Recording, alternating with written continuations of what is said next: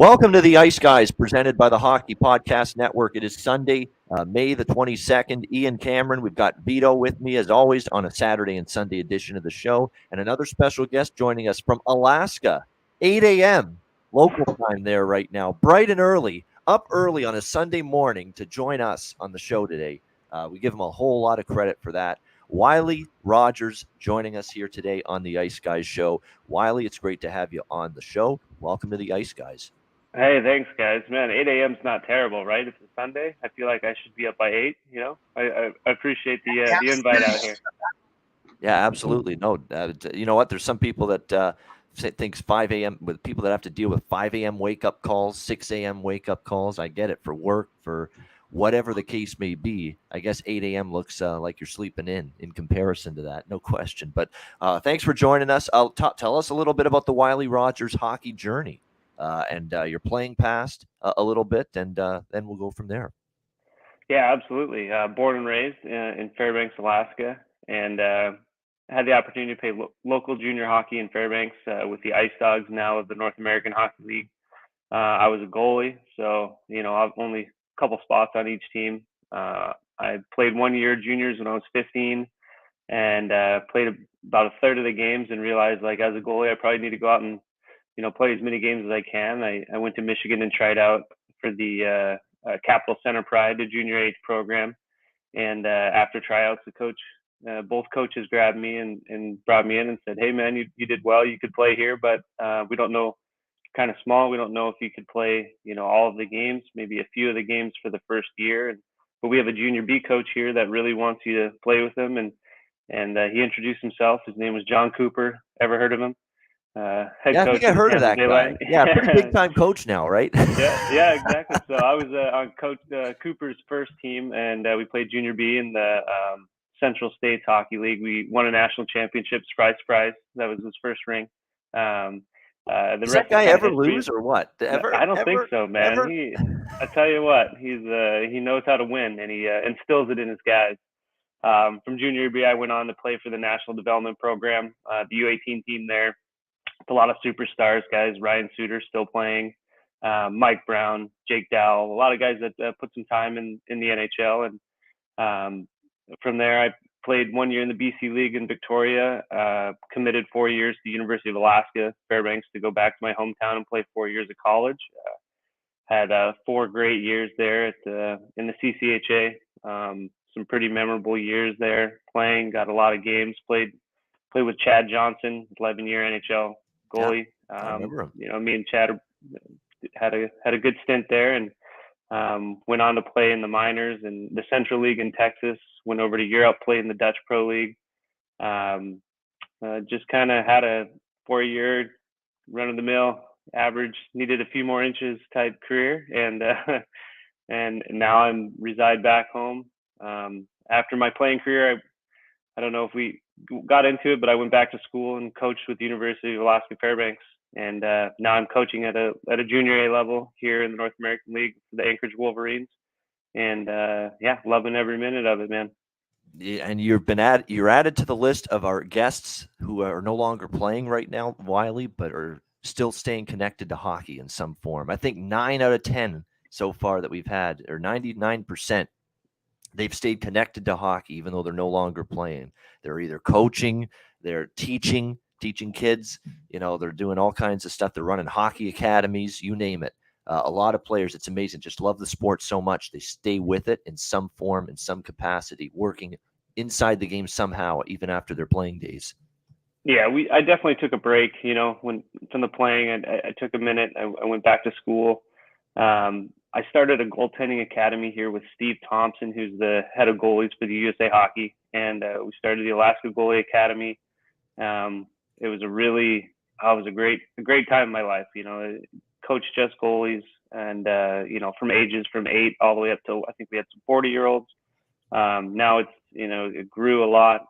Jeremy Swayman comes back every year to coach with the academy, and just a lot of good kids have come through it and continued to. It was fun to coach kids up to the junior level, and then they kind of shut it down and get back to coaching, which has been really fun to watch. So now I have kids of my own, so I kind of took another step back and coaching a little bit with the juniors, but soon I'll be out there coaching girls hockey, I'm sure. Good stuff. Absolutely. Vito, welcome in. How are you? How was your Saturday, Vito? We'll just bring you in here. Well, all fine. I predicted 5-2, 5-1 Avs, landed 5-2, couple empty netters. But Yep. overall, well, I think Blues was a little bit more aggressive.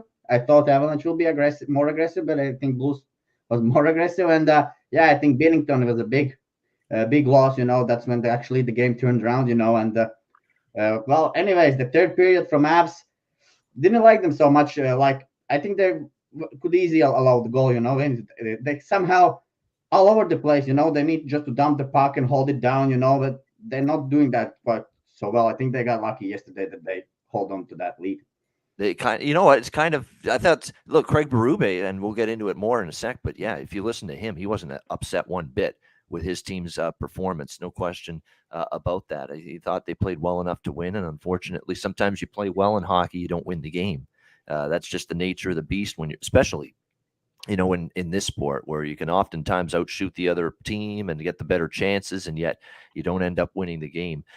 Before we fully get in to talking about the NHL Stanley Cup playoffs, Wylie, tell us about this website that you've got, the WyliePost.com. Find it fascinating that you're trying in your own way with this company and this website that you are running here to enhance the game and make it better, pretty much.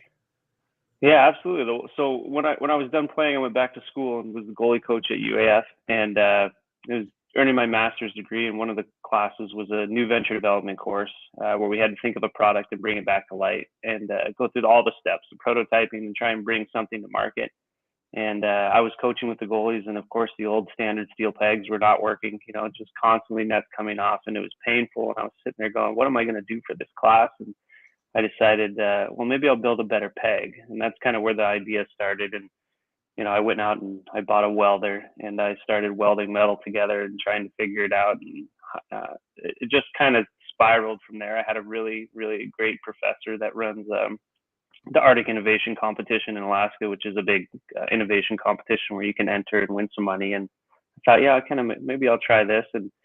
And 2 or 3 years later of just prototyping and finding engineers and seeking manufacturing, I finally had a product that I could bring to market called the Wylie Post. And the beauty of this peg is that it has a urethane top and a metal plate on the bottom with 2 spikes, and you heat it up a little bit before you set it in the ice, and it kind of melts itself into the ice, and it gives you a stronger stability hold than the regular steel pegs. Not as great as the rubber pegs that they use at the highest levels, but not every rink has the ability to drill into their subfloor and hope they don't hit a freon line. So we've sold 600 sets around the world, and junior teams all over using them. And I get emails from people, constantly, "Hey man, I saw your pegs," or text messages in Nashville, say, "Hey, are these your?"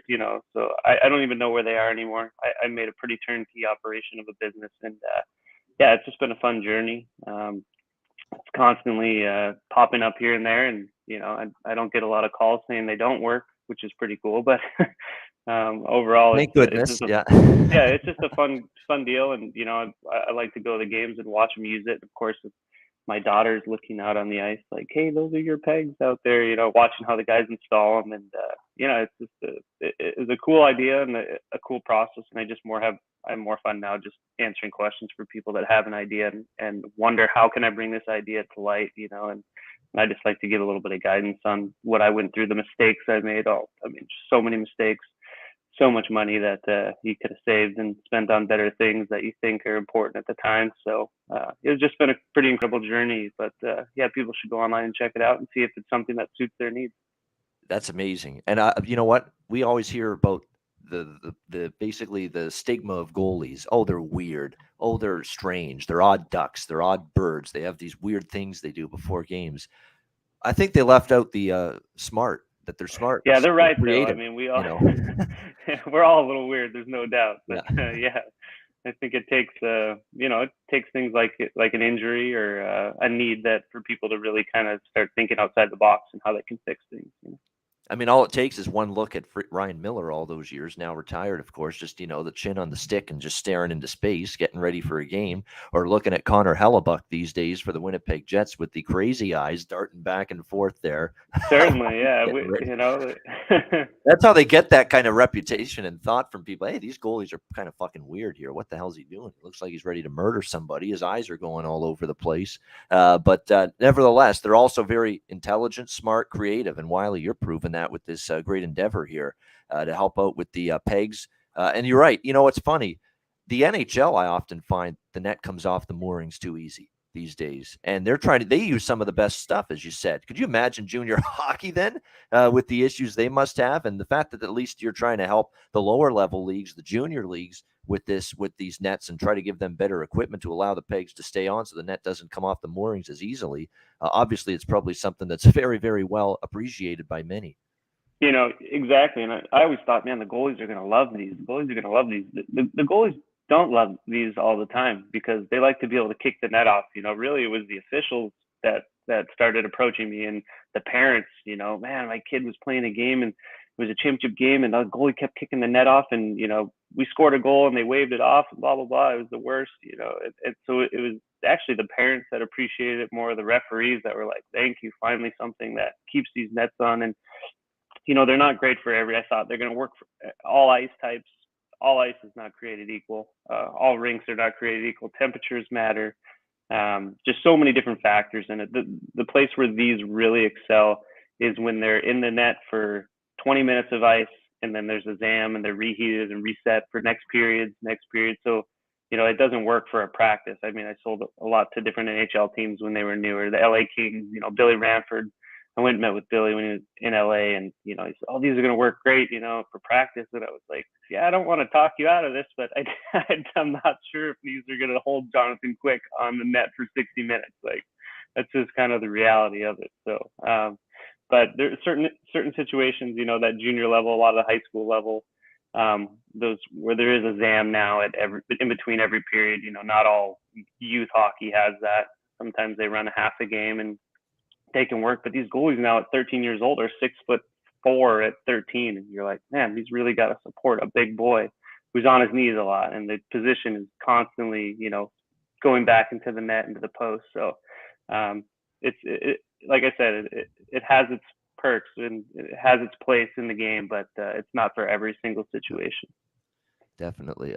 Yeah, it's definitely, I've noticed it too, that especially it seems like the net always comes off when there's a great scoring chance just about to develop too. And it's like, oh my gosh, and they got to stop the play, obviously, if that team's possessing the puck. So Certainly. it becomes frustrating. So whatever can be done to help this, never mind the COVID pandemic, we've got a net pandemic, net coming off the mooring too easily pandemic. Sure. Wylie Rogers is on the case trying to fix it. For everybody. Yeah. So great job with the website and good luck with it moving forward. Thanks a lot. WyliePost.com. There it is. All right, let's get into Stanley Cup playoff discussion. We'll start with looking back at the game last night, the only game on Saturday, St. Louis, Colorado. Look, I mean, the Blues got the early goal. The crowd was revved up. I thought they had a tremendous start, St. Louis, last night. They got the early goal from Colton Parayko, assisted by Ryan O'Reilly. O'Reilly just keeps on being a point-scoring machine in these playoffs. I mean, his points props and to score a goal, but especially the point props, it's just automatic. You got to bet it every game right now. He's just finding a way to get on the score sheet. Ryan O'Reilly for the Blues did that again last night. But again, the big incident was pretty much the headline story, the headline event of Game 3 last night. Of course, the collision with Nazem Kadri with Jordan Binnington crashing into Binnington. Although Calle Rosen, the defenseman for the St. Louis Blues, it was both of them. He kind of, I don't want to say pushed him into Binnington, but he didn't go fully on his own into Jordan Binnington, Nazem Kadri. There was definitely contact, Rosen into Kadri, and then Kadri ended up. Could Kadri have done a better job avoiding Binnington? Probably. I think that's probably true, but nevertheless, he ended up plowing Jordan Binnington, running him right over. And of course, Jordan Binnington leaves the game, exits the game, and does not return. And now we're looking at a situation where the early reports are he could be out for a week or two, at least for the Blues, and certainly already has been ruled out for Game 4 of this series. So it's going to be interesting to see if this is a series-changing, turn of events, because Ville Husso comes in, and he wasn't horrible by any stretch, but like maybe one of those goals that went in to maybe be stopped potentially. I don't think he could have done anything on the deflection goal, but the other one that he gave up, the Lehkonen goal, which was a really big one, a 3-1 short side goal. Don't usually love giving those up as a goaltender, and that was a big one for the Avalanche to give them some breathing room. That being said, as Vito said just a few minutes ago, Colorado looked like they were hanging on in the third period a little bit. St. Louis, they got the late goal in the second to make it 3-2, and it looked like St. Louis had some opportunities, but look, Avalanche held the fort, as did Darcy Kemper, who had a nice third period. And they get the 2 empty net goals to close that game out and end up winning 5-2. And thanks to those 2 empty net goals, the best bet cashes for me yesterday with the Blues and the Avs over 6.5, getting there because of those 2 empty net goals. But that's why we factor that into the consideration and always take that into account when we bet these overs. We know there's that chance of empty net goals. And we know Berube in particular is a guy that has had a propensity in the past to even pull the goalie when trailing by 3 goals late in the third period. So knowing the coach characteristics and how often and how early they like to pull the goalies is definitely something that can help you out from a betting standpoint with a lot of these games. But yeah, Vito, I know you talked a little bit about that game already. Wylie, what were your thoughts last night? Game 3, St. Louis, Colorado. Yeah, I thought you nailed it. Very unfortunate about Binnington's injury. His knee, the way that he got slid into, and Kadri's kind of history with Binnington, you kind of wonder who was a little more eager to get in the mix there. But it looked like that left knee, Binnington was trying to skate it off a little bit. As soon as you saw him go down and push, maybe the inside of that thing had some tweaks in it, which is highly unfortunate. Binnington is when he's on his game, especially at home, can get his crowd pumping. They love him there, and he plays with the chip on his shoulder. And I just love the way that he can carry that team. Husso, for sure, you're dead on the nail, man. He's got to have that short side. His feet sink back in the net a little too far on that one. If he holds the top of his crease, it probably hits him in the top of the shoulder, makes a big save, and who knows if that's the difference maker in the game last night. But yeah, when you got the big man shooting the puck, Colton Parayko on the point there, like good things are bound to happen. Ray's a killer of a D and a great shot. And as long as he can keep getting pucks to the net, and you see how many of these have gone in on Kemper on their own guys, like pucks deflected by him. Not much a guy can do there. You watch these in real time and you think, man, the goalie's got to have that. And then you slow it down and you go, okay, I know exactly what he's feeling there. It moved just a little bit. And that's all it takes when these pucks are traveling 98 miles an hour. Just a little bit of fraction of the deflection makes them go in. So they need to keep shooting the puck. But I think St. Louis, I'm still hopeful that they pull this one out. I mean, there's a lot of heat. There's a lot of big dogs on these teams. So goaltending is going to be tricky now. It seems like it's just the story of the playoffs this year. Goalies getting hurt, going down. Highly unfortunate, but Binnington's a battler, and I wouldn't be surprised if he tries to come back, even though if he's not 100%. Yeah, he will. He'll do everything in his power. And of course, we had the incident after the game last night. Apparently, for those that missed it or didn't see it or didn't hear about it, Nazem Kadri gets interviewed after the game by TNT, Liam McHugh and the crew after the game last night. And obviously, they ask him about the Binnington incident. And of course, what Kadri's going to say, of course, he's going to say what he said, that, hey, there's not much I can do. It was just a play for, defenseman, Rosen for the Blues, and me going for a loose puck. And we ended up banging into Binnington. That was all it was. It was nothing more than that. And apparently, in the background, while Kadri was being interviewed on TNT last night, a water bottle was thrown at him. And Kadri claimed it was thrown to Adam by Jordan Binnington. Well, he thought it was Jordan Binnington threw the water bottle at him. So very, very interesting turn of events there. Obviously, a pissed off, frustrated, angry Binnington. Obviously, coming off the ice and out for the game, out for game 4 at least, and maybe out for weeks.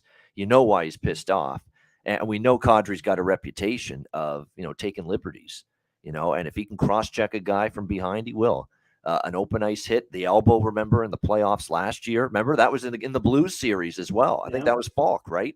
The playoffs last year. So you can understand why the Blues have some raw feelings and some, we don't trust this guy to be, to make the right play. And that collision with Binnington was fully, just a hockey play. They thought, hey, we could have done a better job getting out of the way.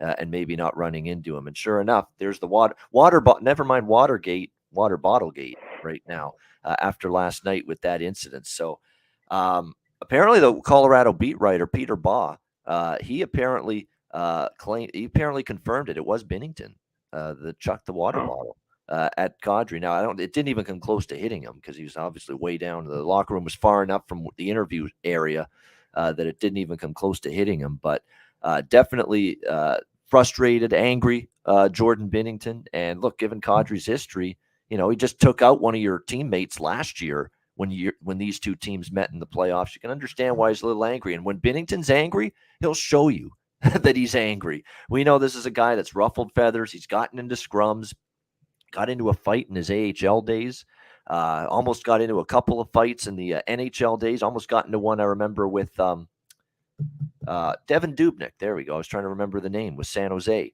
last year as well. So not happy he was, and it's just pretty interesting, that little incident that happened, the water bottle getting chucked toward Nazem Kadri while he was getting interviewed on TNT last night by apparently Jordan Binnington. So fascinating little storyline there.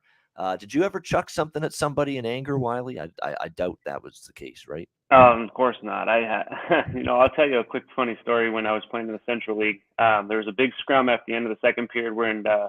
We were in Fort Worth playing the Brahmas.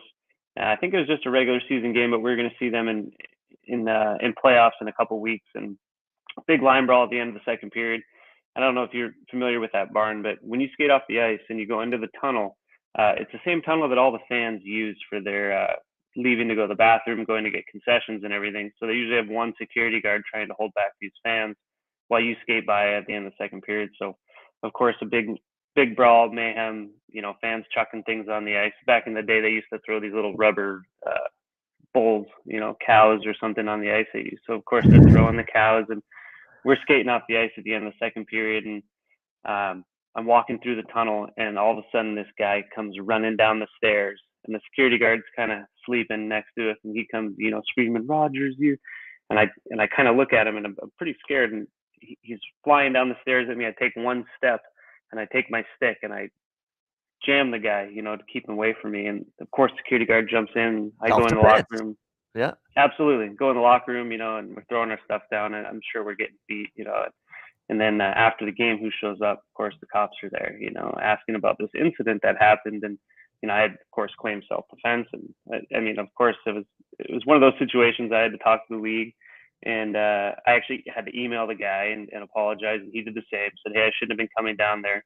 But you better believe from today forward, when you go to those games, there's big chains now that they hook up for those fans to keep them from coming through there." So I think I got a fine by the league. I think the team paid it.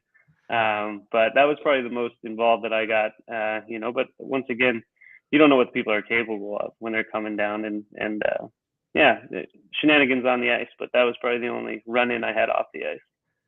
That's great. The team did step up and did that for you, as they should have. I mean, you're just trying to defend yourself. I mean, that's nice that they stepped up, paid the fine for you. Good. It's nice that they made a change at the rink too. Yeah.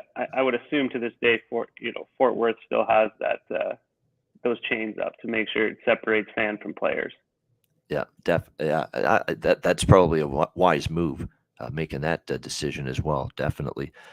Great comment from Sean Murphy here in our chat. I saw an ESPN piece on Jordan Binnington before this series, and I knew he was going to be jinxed. It's funny you say that, Sean, because I'm going to actually talk about another sport briefly, NBA, basketball. Oftentimes, a player's having a great run, and the team's winning. He's like putting up 25, 30 points a night. And they bring him on this, daily ESPN NBA show, NBA Today. Malika Andrews hosts it. And they bring on this, NBA player that's doing great. And they basking in, the glow of just how great he's playing and the team's winning and all that.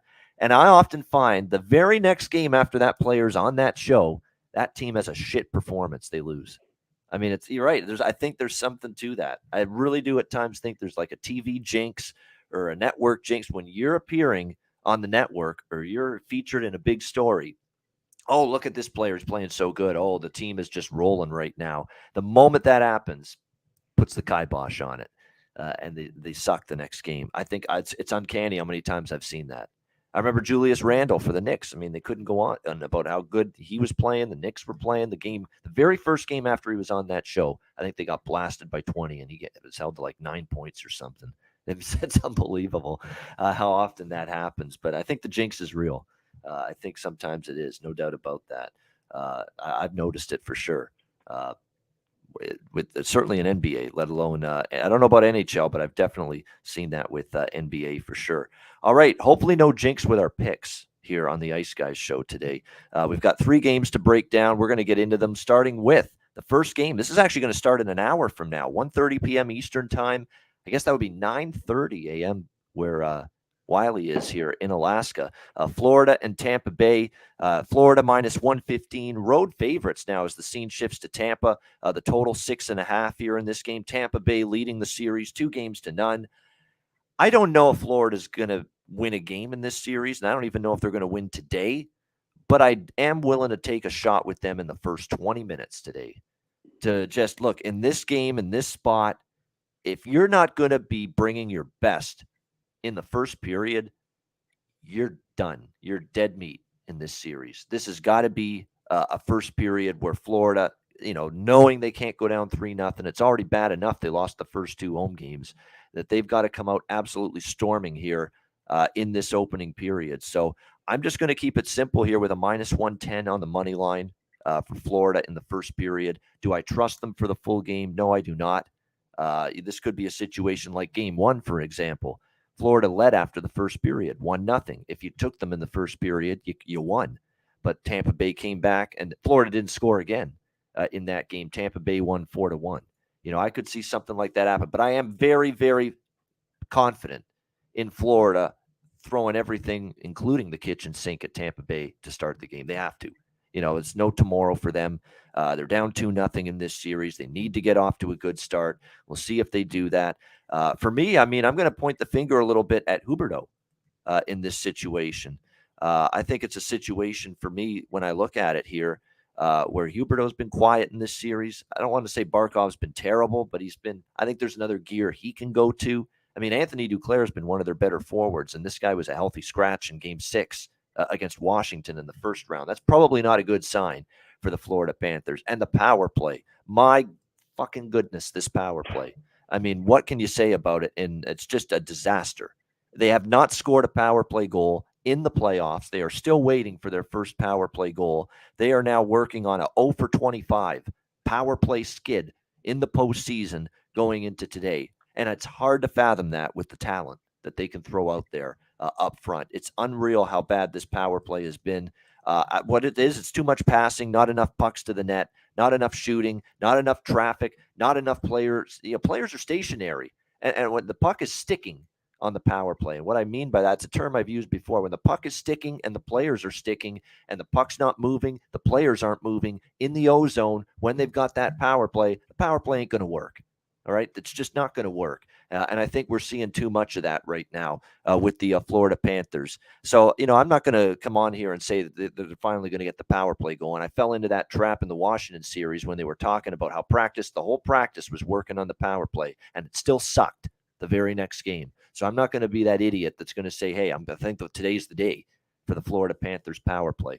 I will say this, though. The 5-on-5 play has been decent for them at times throughout the playoffs. Even in this series, it's been decent at times. And I got to think and hope that in the first period, they will be dictating the play, aggressive, try to get the first goal, try to get some confidence, try to get off to a good start. It's not easy against this Tampa Bay team. It's unbelievable. They've won the first 2 games of this series on the road with no Braden Point, but it speaks to what they have up front and the depth they have on the third line with the likes of Hagel, Nick Paul, and Ross Colton. Those guys don't get talked about enough. Obviously Kucherov, Stamkos, Palat, they're going to do their thing up front, Cirelli. But those depth forwards have been big for Tampa Bay. So for me in this game, I don't love the total either way. I mean, I understand the wanting to bet under here. It's been an under series so far, 6.5. There hasn't been an adjustment yet in this total. So I would lean that way. But I'm going to just stick to Florida in the first 20 minutes at minus 110, first period money line. And then if I cash that, maybe I look Tampa Bay in game at that point. We'll see how it goes. Depends on how that first period goes. Is Florida dominant, or does Florida maybe get the lead and maybe it was an even period, but they still had the lead? Then especially at that point, I might look at Tampa. Vito, what do you think here? Game 3, it's pivotal for the Panthers. There's no other way around it. They got to have this one. Do you think they'll have this one, Vito, Florida, as they take on Tampa Bay? Yeah, well, I mean, Tampa Bay is Tampa Bay. They're defending Stanley Cup champions, and they know when to turn the gear on, that we have seen. And I mean, it's all about Vasilevsky. I think this guy, when it comes to the playoffs, he gets his stats up incredibly fast. Like he plays amazing when it matters the most. And again, when you watch at the Bob is great goalie, but well, Bob somehow always lets in goals. I don't know.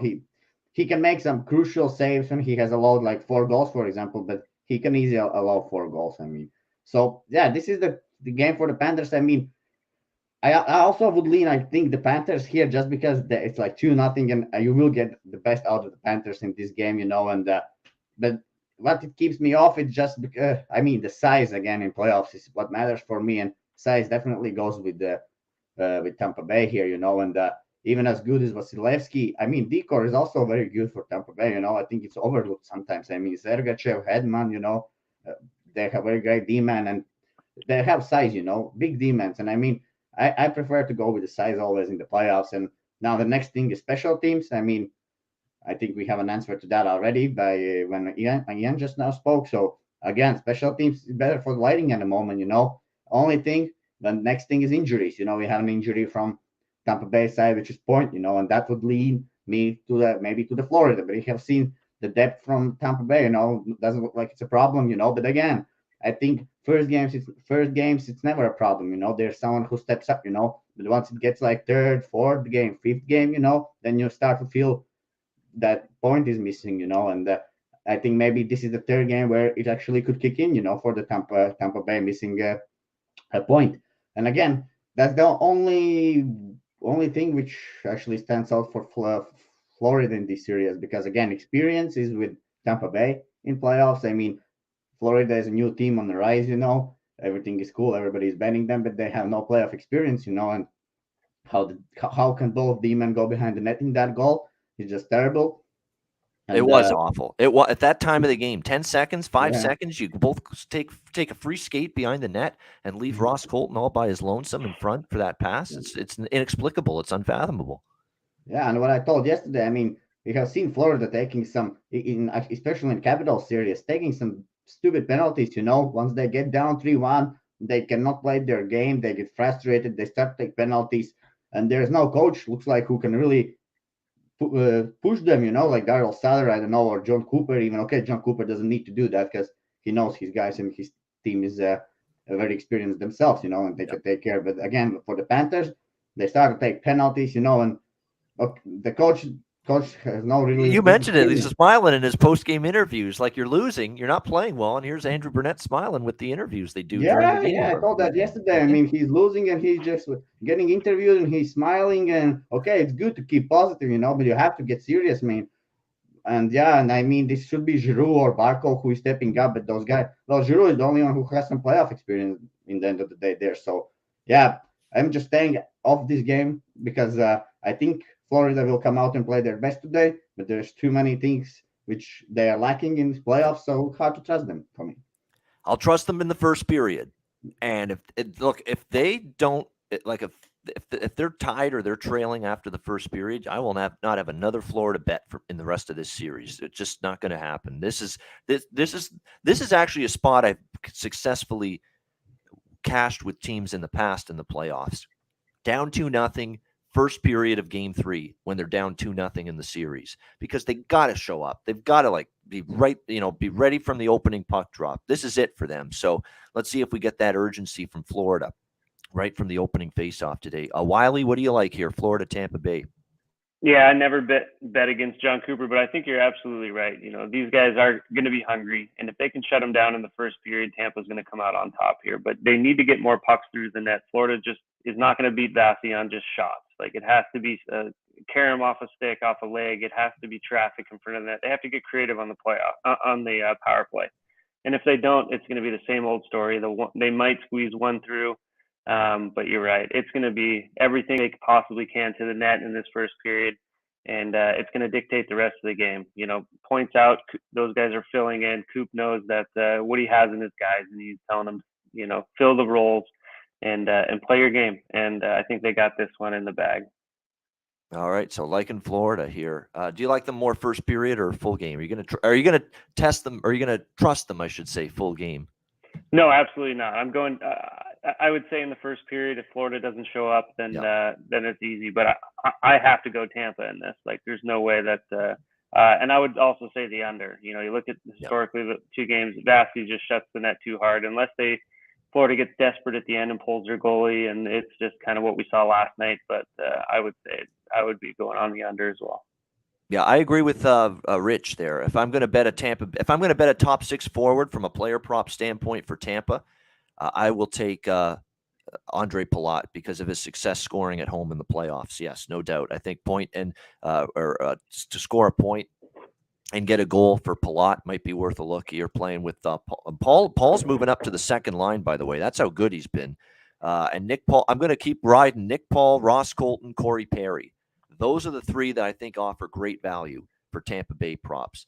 They're going to get better prices on all three of those guys to score goals and get points compared to Stamkos and Kucherov and the big guns. That's Nick Paul, that's Ross Colton, and that's Corey Perry, who, by the way, is Mr. Playoffs right now. 3 goals in the last 4 games for Corey Perry for the Tampa Bay Lightning. So I like those props. I think for Florida, I'm going to keep it simple here. Huberdeau, Barkov, they're your big guns. They're the guys that got to answer the bell today in a spot where you're down 2-0. So for props for Florida, player props, shots on goal, to get a point, to score a goal, I'd start with them. I'd start with Huberdeau. I'd start with Barkov, and I'd even throw in Carter Verhaeghe there because I think, look, he was a big reason they got past Washington. He was their best forward, and I think he's due to get going in this series. So Carter Verhaeghe as well for me for player props. It's a good player prop game, in my opinion. All right, next up, Game 3. Also Eastern Conference second round series, Carolina Hurricanes, New York Rangers. Hurricanes minus 115 road favorites, 5.5 the total in this game. I'm on the Rangers here, first period and full game. Money line split, half on the first period, half on the full game. I just like the situation. I don't think they're going to get swept.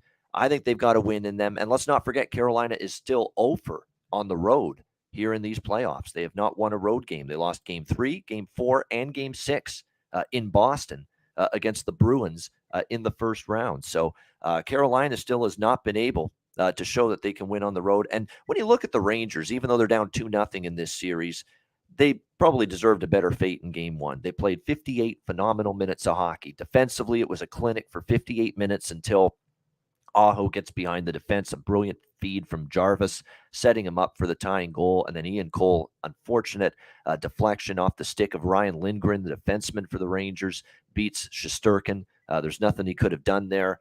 Carolina steals one essentially in overtime. And I felt that in Game 2, Carolina would win because the Rangers missed an opportunity to win a game they should have.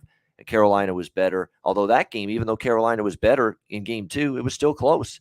Rangers are down 1-0 late with a shot to tie the game, and it needed an empty net goal from Carolina to put it away. And how about Brendan Smith, of all people, getting the game-winning goal? That's Ian Cole and Brendan Smith getting the back-to-back game-winning goals for the Carolina Hurricanes the last 2 games. Unbelievable stuff. But I like the Rangers here. They've played good enough in this year. It's not like they've been blown out. It's not like they've been whipped by Carolina in the first 2 games. I think they respond here, back in front of the MSG faithful, and that building has been loud for the playoffs. Say what you will.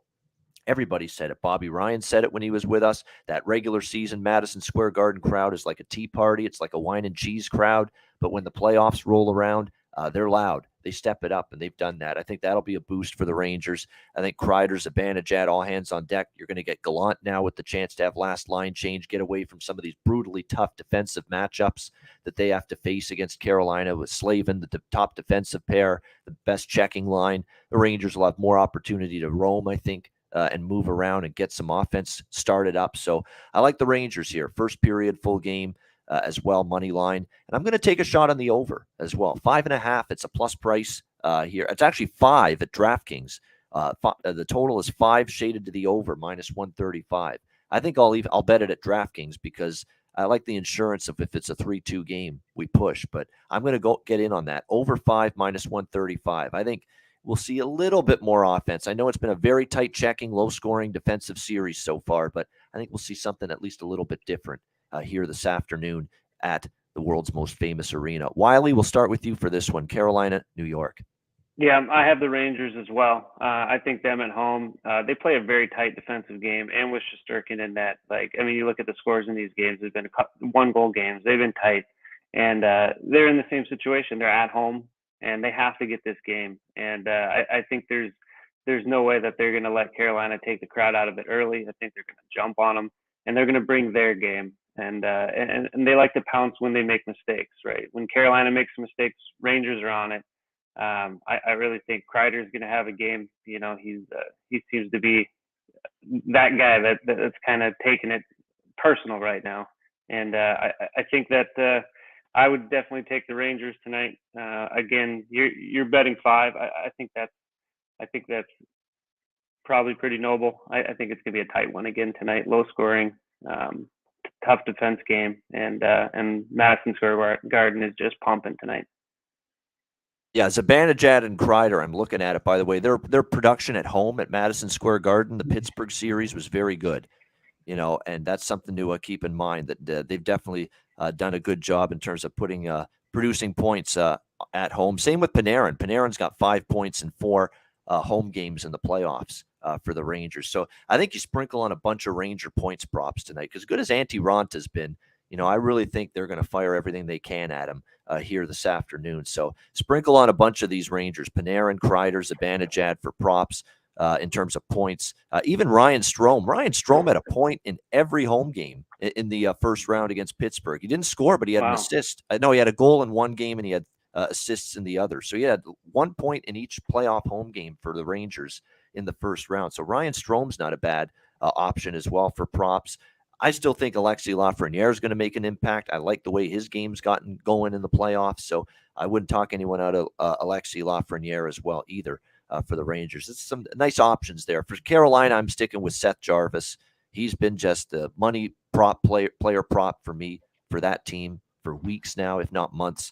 Seth Jarvis on that top line. I think he's probably the best one to go with for Carolina here in this game, playing with Aho and Teravainen. Marty Necas moving up to the second line. So I like those situations, when a player's moving up the lineup, and Marty Necas maybe on that second line could be able to get some things done. Fox and Kopp also have points in all the home games. Good call there, Rich. And Kopp is another player I bet a lot of props with. So no argument there, looking at Andrew Kopp once again for the Rangers here. Good player prop game once again here, I think, with this one. Vito, what do you think here, Hurricanes, Rangers?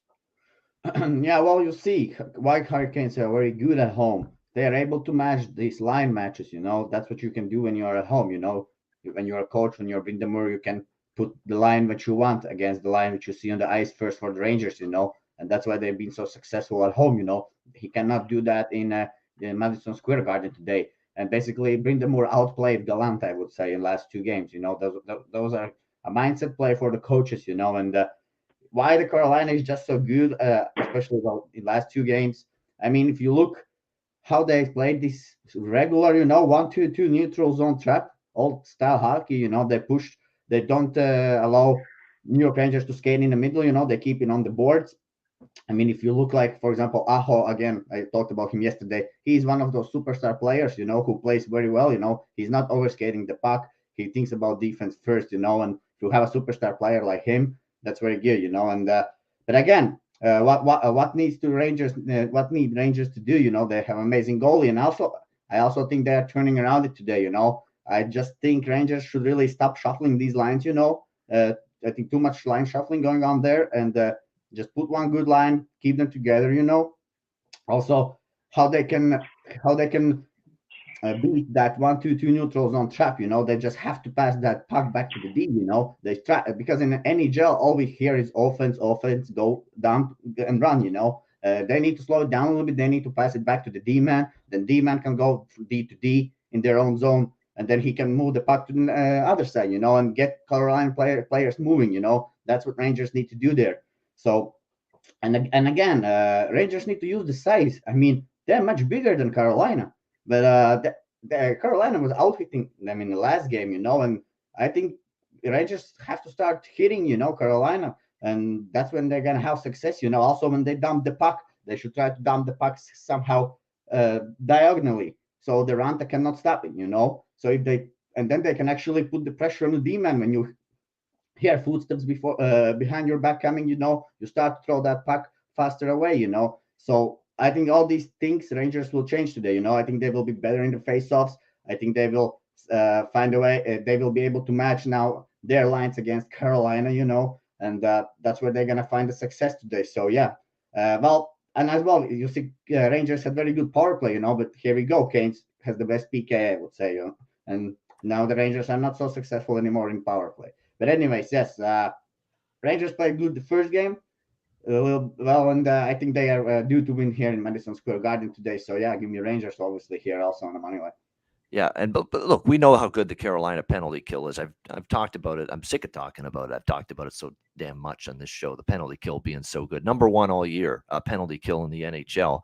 But even Boston at home scored, I think, a couple power play goals against Carolina. Now it's up to the Rangers.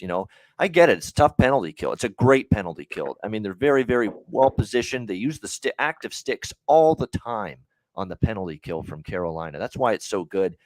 But now you're back home. You have a few more advantages with last change and all that to draw more penalties maybe and capitalize more. And if you draw more penalties and you have more power plays, which I think the Rangers in theory could today, eventually you're going to wear down the penalty killers because they're on the ice so much. And the top players can't get into the game as much because you're killing so many penalties. So it's a reverberating domino effect, if this happens for the New York Rangers today. So I think the Rangers find a way. Again, they need this one badly. Can't go down 3-0. We'll see if they can get the job done. All right. Battle of Alberta. We really did save the best for last year. The final game of this Sunday slate. Calgary Flames, Edmonton Oilers. Calgary minus 120, road favorite. 6.5 the total here in this game. I like the over again. It's by the way, it's moved to 7 at DraftKings. It's moved to 7 at a lot of spots, up from 6.5. But there are a couple books that still have 6.5. So if you can find the 6.5 and you like the over, like I do, make sure you find the 6.5. I just think there's offensive advantages in both teams in this series, and we've seen it in the first 2 games.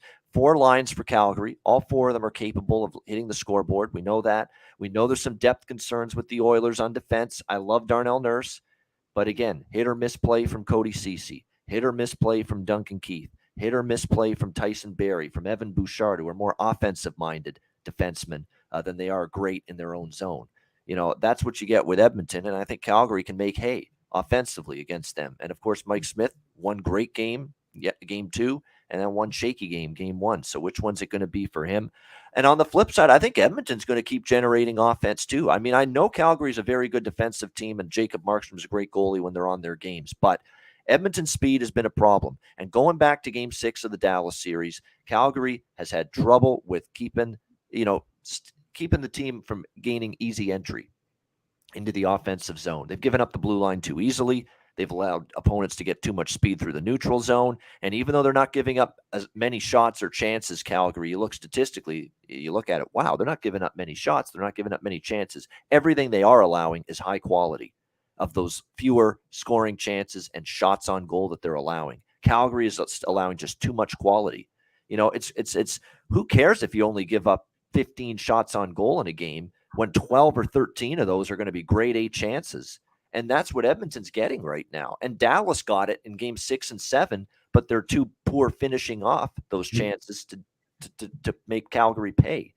Edmonton is going to make Calgary pay, and we saw it in game 2 in that win. So I don't know where you could make all the adjustments defensively you want if you're Jay Woodcroft, if you're Daryl Sutter in this series. I just don't know if matchup-wise, stylistically, they're capable right now of shutting down the other team, either of these teams at the moment, just because of the way this series sets up. And you can't argue with series history. You look at Calgary versus Edmonton in the regular season this year. The first 2 games, it's been one shootout after the next. We really have not seen anything other than that. So for me, it's over 6.5. I'm going to have a smaller bet too on Calgary here at minus 120. I think they're going to be better. I know it's not easy to win on the road in Edmonton, but it's got that feel of a back and forth zigzag type of series. I think betting the team that lost the previous game is not going to be a bad strategy, in this series. I think a competitive back and forth series. So I do lean to Calgary a little bit, minus 120. Smaller play for that, smaller opinion there. And definitely like the over again, 6.5. As long as they keep it in that number, even with it moving up to 7 at some books, I like it. The over here in this one. Vito, what do you think? Calgary, Edmonton, game 3. Yeah, I would like to add about that that Calgary cannot hold the blue line, and actually that's a little bit true. So in a hockey, the defense starts when you are without the puck. So the defense is also an offensive zone.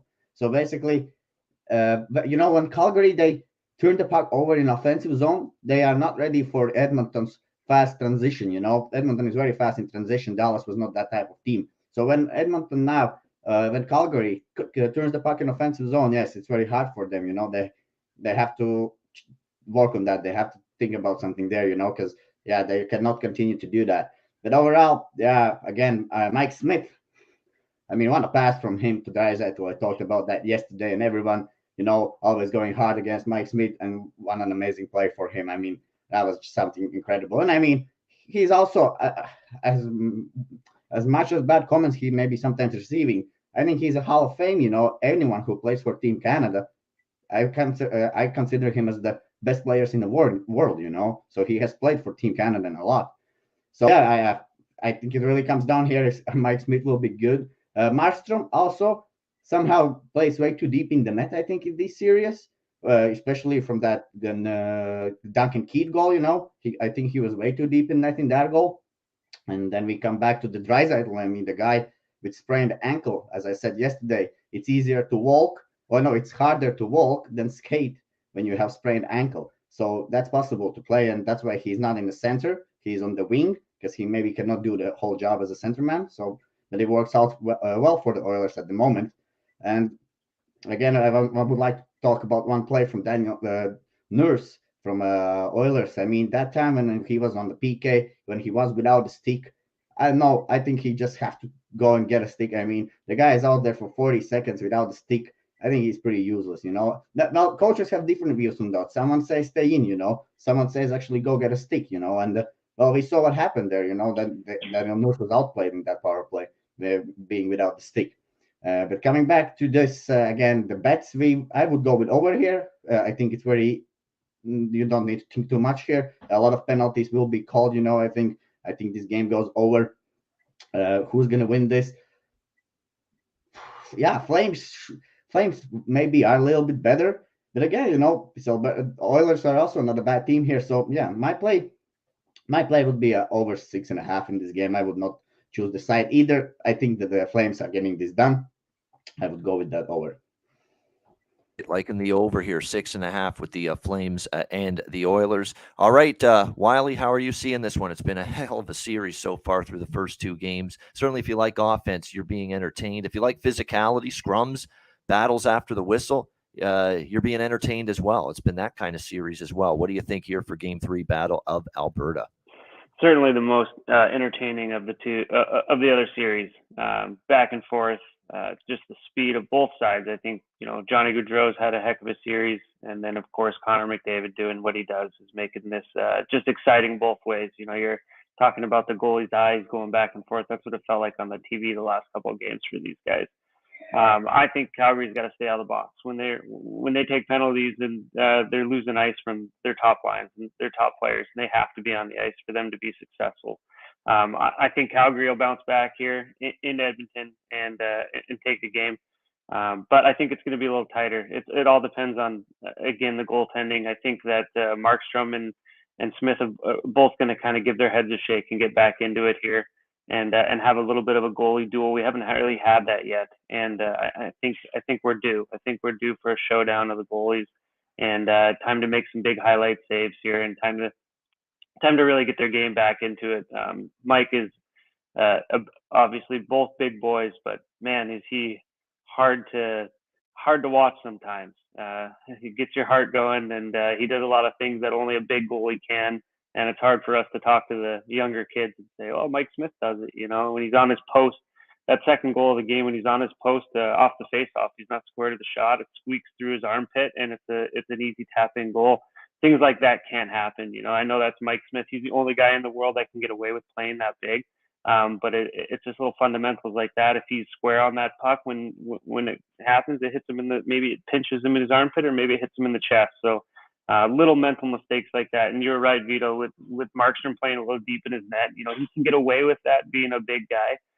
But I think both goalies really turn their heads around here and make some big saves. That's why I would personally bet the under today. I think that it's going to be a little more tight defensively, but Calgary I think is going to come out on top here. They play a more disciplined game. Edmonton's real run and gun. They rely a lot on their speed of their forwards, and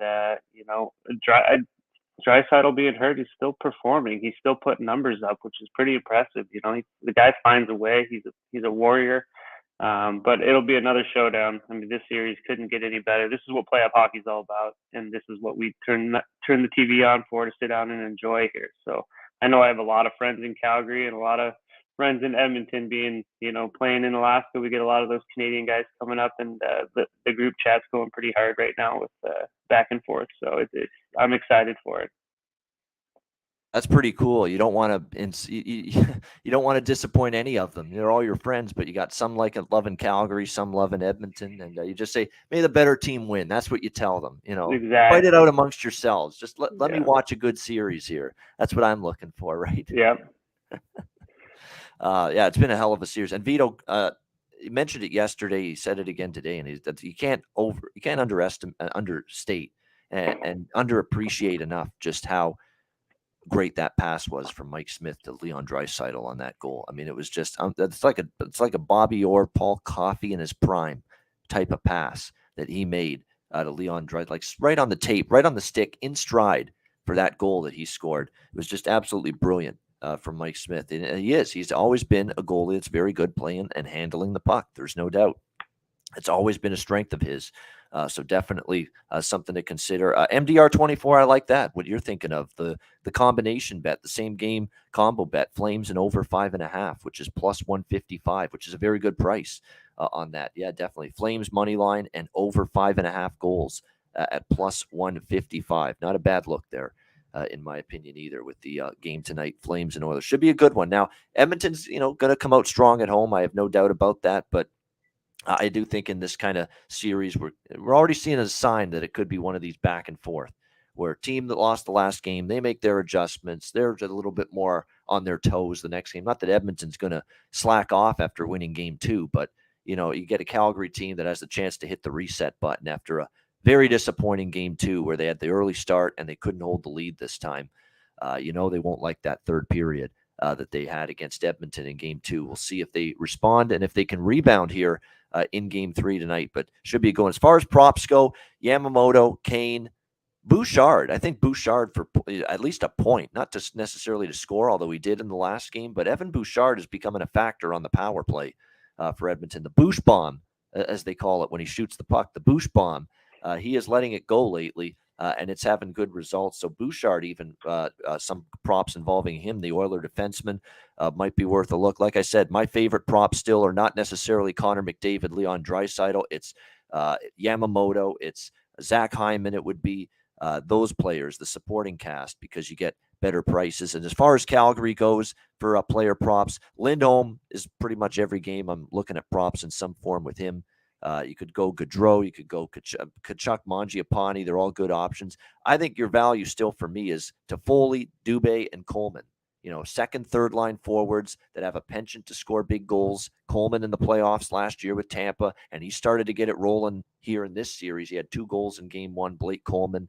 Don't sleep on Tyler Toffoli either. He finally got on the score sheet, and he's kind of a streaky scorer. He scores 1, he can maybe score another. So Toffoli, Dylan Dubé, Blake Coleman, I think, are very good value-laden down the lineup player prop options tonight for the Calgary Flames. All right, great stuff. This is a great show with Vito and, of course, our special guest, Wylie Rogers. Awesome stuff.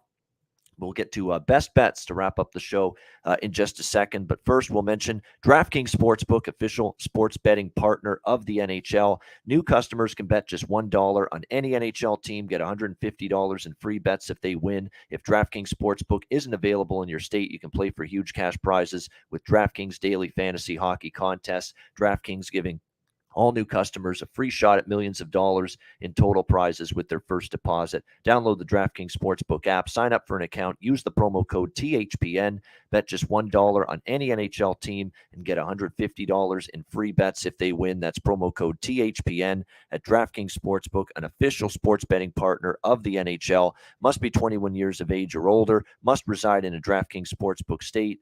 Restrictions apply. See DraftKings.com/sportsbook for details. Gambling problem, call 1-800-GAMBLER. Download the DraftKings app, sign up for an account, and use the promo code THPN. All right, best bets to wrap it up for this Sunday edition of the show. Vito, we'll start with you. What do you like for best bet? First of all, I would like to answer to Rich's question. Maybe he was asking which game goes to OT. In my opinion, Florida and Tampa. I think that game could go to OT today, if you ask me. And my best bet, I think I will go with the Rangers. I think they can turn around it here today at home. I mean, they should just stop shuffling the lines, put some good players together, and they will be able to match their lineup against Carolina here. And Carolina on the road is not that good as home. So Rangers on the money line. All right, New York Rangers money line for Vito with his best bet. And Wylie, thanks for joining us. You did a great job as our special guest today. What do you like, Wylie, for best bet today?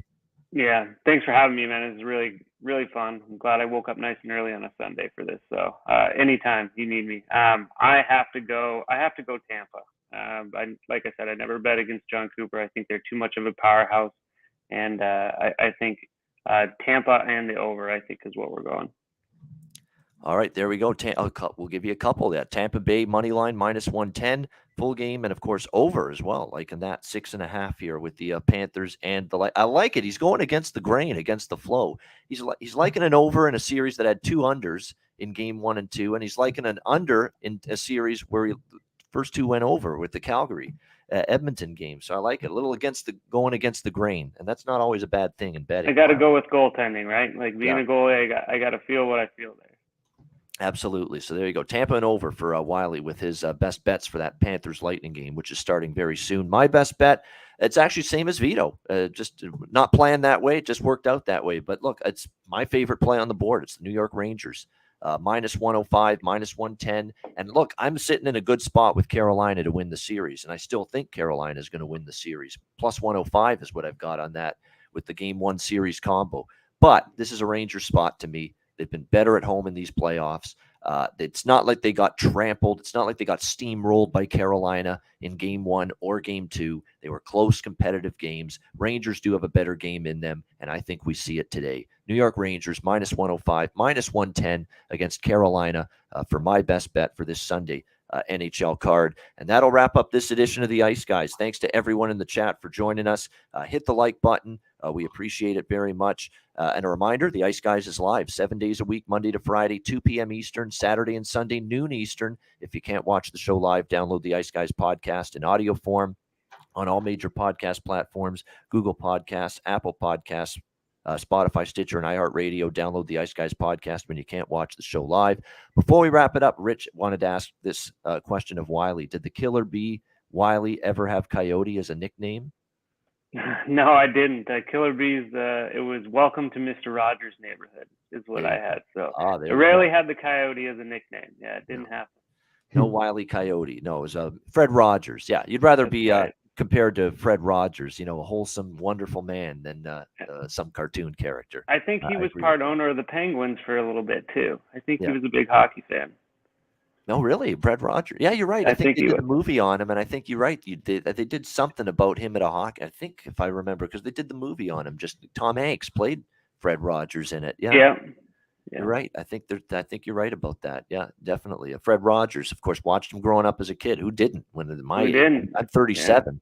Later this year. When I was a kid, it was always, it's a beautiful day in the neighborhood, watching him sing that to open the show every day. Yeah. Oh, yeah. Good memories as a kid. They had good shows when they were growing up. That's for sure.